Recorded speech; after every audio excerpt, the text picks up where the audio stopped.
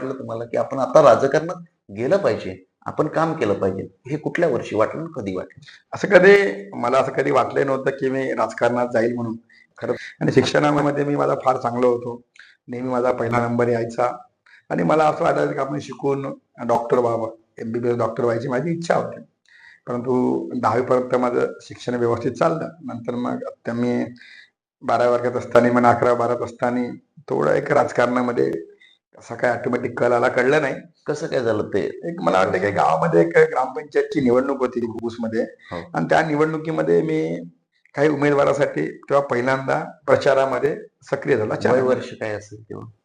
तेव्हा माझं वय असलं पाहिजे साधारणतः 17-18 वर्ष वय असलं पाहिजे. 17-18 वर्षी हा. तुम्ही भाजपचा झेंडा प्रथमतः हा, हाती हा. घेतला, म्हणजे भाजपचा म्हणण्यापेक्षा मी तेव्हा एका निवडणुकीमध्ये एका 1-2 उमेदवारासाठी काम केलं काम केलं. आणि नंतर मग ते मला वाटते साधारणतः 17-18 वर्षाची घटना आहे आणि नंतर मग ती निवडणूक झाल्यानंतर मग असं अचानक वाटलं की चला आपण हे, राजकीय क्षेत्रामध्ये राजकीय. प्रवास केला पाहिजे आणि मग तेव्हा काँग्रेसचा तर दूरदर्पण विषय नव्हता, काही मनात विचारही आला नाही हो. आणि तेव्हा मग ठरवलं की चला बा आपण आता राजकीय पक्षात काम केलं पाहिजे आणि मी तेव्हा आमच्या घुगुसमध्ये मी भाजपचा वार्डाचा अध्यक्ष झालो. माझ्या अच्छा, वार्डाचा तुमच्या वार्डाचे तुम्ही अध्यक्ष अध्यक्ष झाले. झाले आणि तिथून मी पहिल्यांदा कामाला सुरुवात केली.